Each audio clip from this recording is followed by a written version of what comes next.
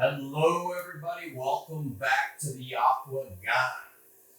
Coming fresh off of UFC 264, where I do believe we did hit another fight pick parlay, which we will get into in just a moment. I'm Stuart the Steel Cage. I'm Lena Dave. And this is the Aquagon.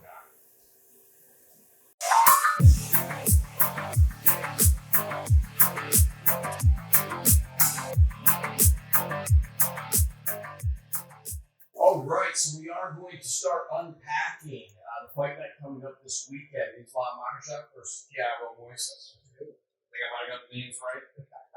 But before that, we need to roll out some things from last night, a couple of current events. First off, me and Dave, we're gonna admit, just the elephant in the room.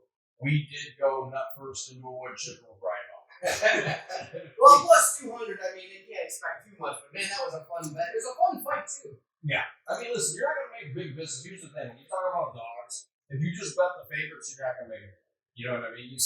All the YouTubers that you'll see out there, here's what they do: they just run down the road and they just say, "I'm going to pick the favorite," and I'm going to pick the favorite. You don't need to know that. I did, and the thing was, it was entertaining for a while it lasted, and I'm glad that Joe called out as a term mouth breather. Boom.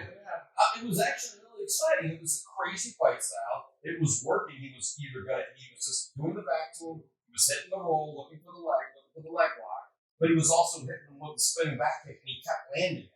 Yeah, I mean, he got him off his feet. You kind of said what was going to happen. He was going to do those things that took away all of the El Matador's power. And he kind of did it for a little bit. He was making a fun show of everything, and then that guy just stood up. He got clipped. It was. I wish I would have seen him mix it up a little bit more, maybe throw a couple of punches, not just keep going after the rolling stroll, I guess, if you want to call it. It looked like he was just trying to kind of scoop his leg with a very weak arm attack. I don't understand where he was going with that. I mean, he's doing. El Matador did do though what and even Joe was saying he's in trouble. He's in trouble because he did go on top of him, which you can't do. But the guy just had so much power. He actually went in the notepad. We're going to be. More to come on him in future shows, I'm sure. He's something special, undefeated in the UFC, so more to come on that. Yeah. As far as the 5-pick parlay, what's that song called? Monday. Oh, baby. Who else is giving you 2 back-to-back fight cards with 5-pick parlays hitting? Tell the people about the parlay. 5-pick parlay. Here we go. Top to bottom. We had this guy's name kills me. Samaga won the fucking fight. Samaga won the fight. Then we had Brad Tavares, Jennifer Maya, Max Griffin, and then maybe he just picked the whole night. Bad Bitch Kate called it out. Oh. She made that special guest appearance, and she called out Irene Aldana. We cashed that ticket 5 out of 5 and put it up back there. But man, that's 2 weeks in a row. This is psychotic. I had an average night. I did hit a parlay and I'm just going to be very honest. I am a man of principle. I did end up going with Max Griffin after saying it was a no bet all week. Time of taping, or at the time of the fight, he was the horse that was shit coming out to the ring. So I'm a man of principle, so I'm going to let you know that, but I'm also a man of intentions. Yeah. And I saw the bet, I took it. Aldana, I parlayed it with that one, had a nice hit on that one, Aldana. Sprinkled it in with a couple of single bets throughout the night. They're also the cliffhanger for our next show. We got it on order. We did have a little bet inside intro Aquagon, if you will, between me and Dave. Oh, you got the best of me. Which Dave lost. So good news is I won't be drinking tequila all next show. He will be drinking hot sauce. Yeah, I'm not disagreeing with bets anymore. I lose too much money. You're gonna lose your dignity after drinking hot sauce. I ordered butt pucker, so we're not just using normal Tabasco around here, friends. Butt pucker. So, as we're going to get into it, though, this fight night, real talk, it's not going to be anything that's going to knock the doors off. Some fun stuff, though. A couple of good fights that I want to offer the people, though.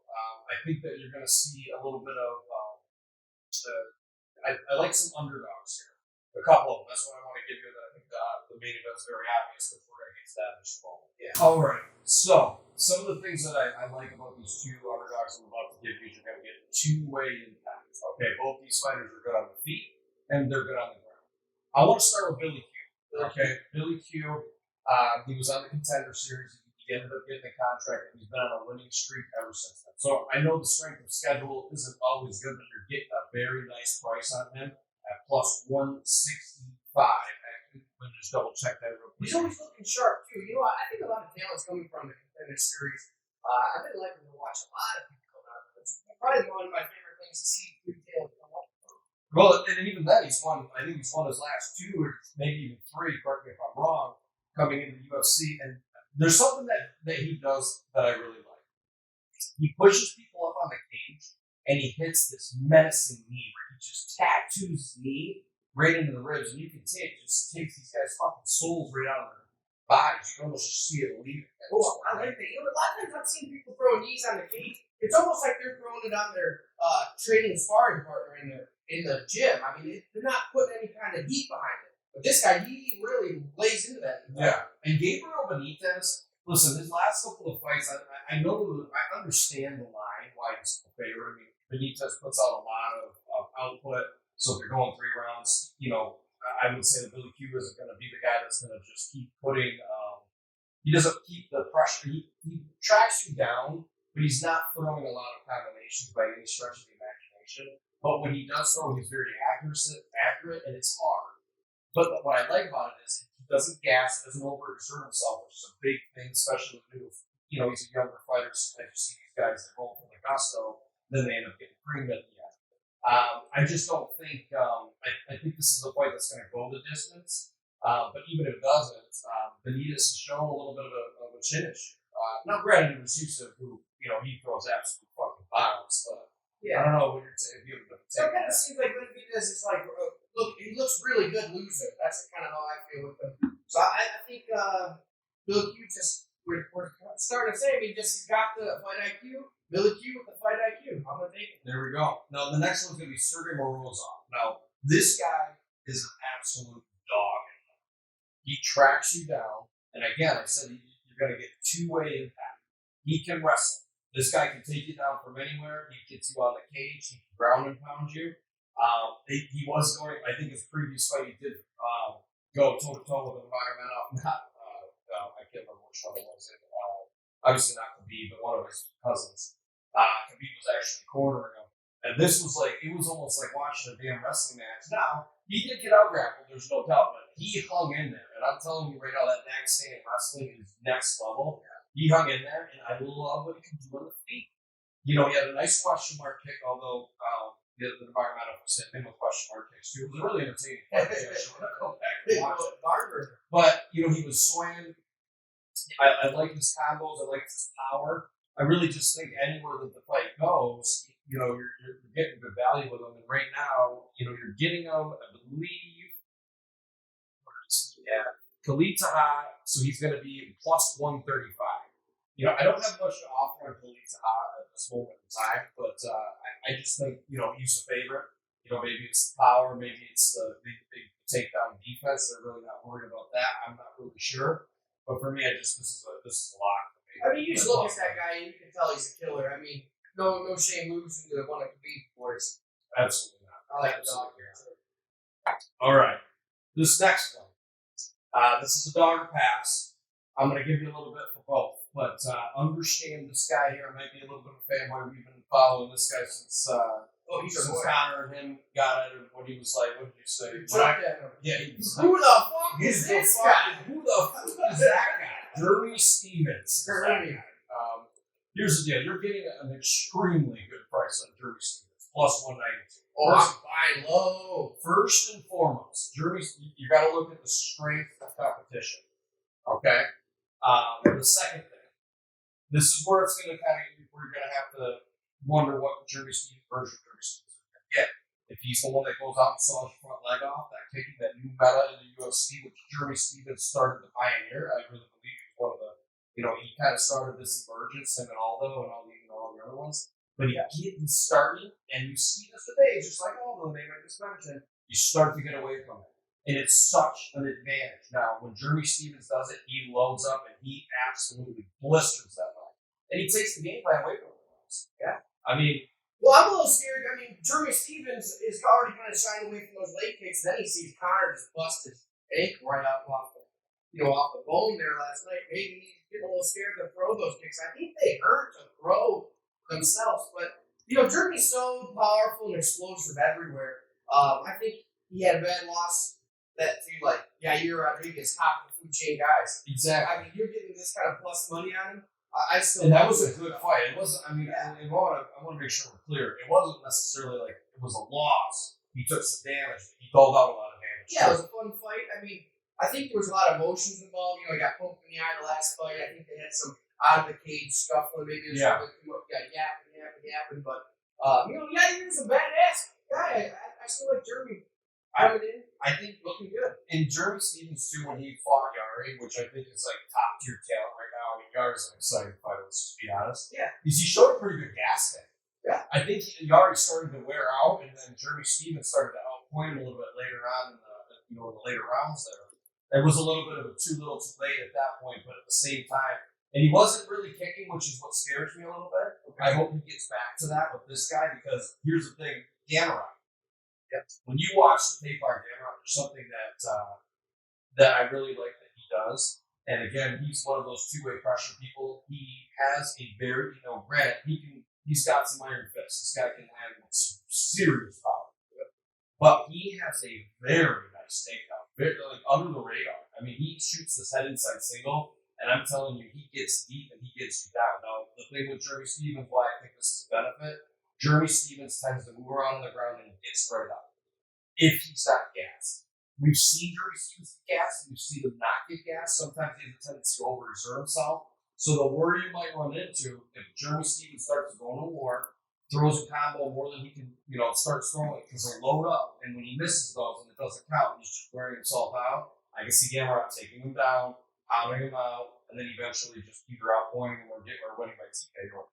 The other thing I've seen on Gamera is when I pulled up, let's say, highlights on YouTube of Gamera, I start seeing, lower levels than Bellator, some kind of weird fight promotions. He's coming out, I'm sure he's had some little bit of experience with some high-level guys, but has he had the experience in the octagon like Jeremy Stevens?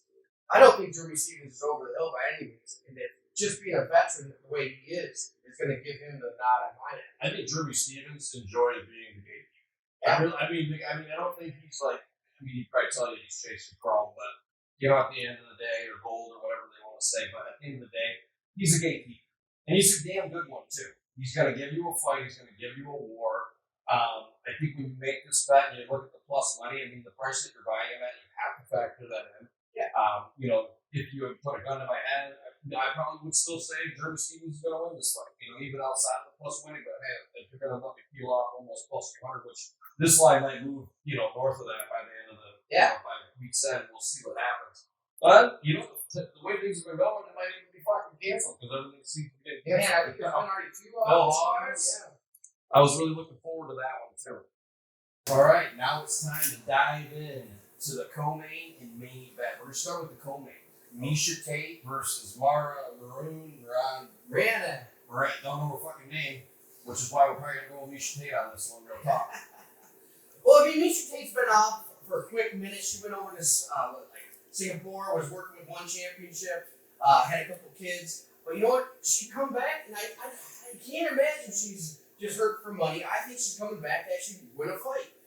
She's looking ripped. She's looking jacked. She sounded tough. I listened to her on Brendan Schaub, talking to Brendan Schaub interview. Man, she sounds like she's ready to go kill somebody. Make no mistake about it, too. You don't know much from a loss to Amanda Nunes. Let's just be real. She's playing chess when everyone else is playing checkers in that division. So you don't really know what you get. Then you can go with the age angle. Well, both of these fighters are a little bit on the older end. So then you got to go with the strength of competition angle. I think Miesha Tate's got that on. Miesha Tate's been a brand name for a very, very long time now within the UFC. You could have a bit of octagon rust potentially. That is something to at least identify in your mind and understand when placing this bet. For me, though, I just think it's an obvious Miesha Tate. I do think that although that the age could play a role with her in particular on an individual level, she looks in good fucking shape. Yeah, she looks in shape. They have she has a win over their common opponent, which is Ali Holmes. So I like that there. I think everything, unless she's just coming in just to get back into the spotlight, which I don't think she is. I mean, minus 130, I believe we got Michigan at. I mean, that's a good price for her all day. I mean, hell, I take that anytime. And those are the semantics surrounding the fight. The other thing is the grappling. I just think that's where we should take and get probably, you get that big chassis that she's grown into now. That's only going to help her keep people on the ground. I think she probably would have wished she could have caught Nunez and kept her on the ground because, standing and training with her is a big fucking mistake. But, hopefully she's learned maybe in this time. I don't know that you're going to see the best version of Miesha Tate, but I don't think you need to. No. I mean, at the end of the day. Yeah. I think, I'm taking Miesha Tate maybe against any woman in that division besides Amanda Nunes right now. What do we got on the line? Good. I thought it was Miesha Tate minus 130. Is that what you said? Minus 130. So, that's pretty damn close to, I'm not going to call it close, but it's like on the tip point. Yeah, it's my favorite. Maybe you got to put it in there. So, and let's talk about the main event. So, both these fighters that we just gave you, I know it's not game changing. They're favorites. This next one's going to be a very Islam is a heavy favorite, Chief. Yeah. The thing with this, put them in some parlays, buy them in all your DraftKings, whatever it is. I know it's a plus 635 at the time of taping, and I just told you to stay away. Maybe plus 900s by that's my Mendoza line. Don't bet it fucking at all. And I know every one of you motherfuckers that watched this and didn't bet that were happy because that guy made a very interesting last night. If you put a couple grand on Sugar Sean and you watched that fight, you were kind of sweating it out. Dude, Booger hair just kept going forward. I love that. He was damn near the talk of the night. We're not going to go into that too much. Well, shit, though, we couldn't even say his name before. And then by the end of that round, we were rooting for this guy. I can't wait to see him fight again. Yeah. Chris M will call him. We're not the best with names, but I know Chris M now. Yeah. Well, we don't know him by name, but we know who he is. We know he has green hair. Oh, he's getting another fight soon. What we're doing right now is what's called filibuster. But Islam, the wrestling this man has, and we were actually talking pre-show, some even say, it definitely mimics Khabib, but some even say it's not. And when you got that kind of wrestling, this is the type of grappling that you just control fight from start to finish. Moises, what's he got? He has a very nice, I'll tell you this much, he does have a very nice high kick, but I don't think he's going to be using that because the moment that you hit that high kick, you're setting yourself up for a head inside single all day, and this is not the fight that you want to stand around because when he gets you on the ground, you're not getting up. Bottom line, he's going to ride you out the rest of the round, then you're going to do it again. So then what's his other thing? Is he going to be able to knock him out? Well, maybe potentially. But I think Islam has some pretty good striking himself. He's really developed this part of his game over the last couple of years. And I think it's going to be very interesting. Yeah, Islam, he just beat the hell out of Drew Dober. This guy's nothing. I don't think he can beat Drew Dober, this guy he's fighting Moises. And let's see. You got a number 9 ranked Islam. I think that's not even giving him enough credit. You're having to fight against a 14th ranked opponent. That's kind of where the idea is on this fight with me, man. Why are you giving him something like that? Is it no one's going to take that fight with Islam? Is he too scared? Or what's going on? I need to see him fight somebody higher ranked than him because he's just been brutalizing people. You got to get him up in the rankings, man. You mentioned a very good point. Let's talk about the Drew Dober. We saw him a couple of weeks back, and although he didn't take the win, it was a great fight, and he looked incredible. It was a back and forth fight. When he fought Islam, it wasn't back and forth. It was just a one side. He landed a couple of shots, but outside of that, Islam just drove around. Yeah. And if he can do that to him, I don't see this guy hitting. To your point, I don't see him hitting harder than Drew Dober. I don't see him scrambling better than Drew Dober. And I think that his main go-to is that high kick, which is a stupid thing to do against a good grappler.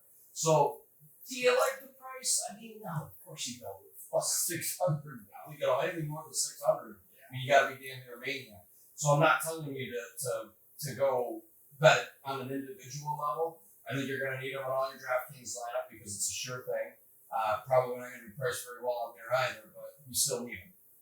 We're going to be hitting a 5-man parlay with him in. Yeah. Don't have us for the third week in a row. Third week.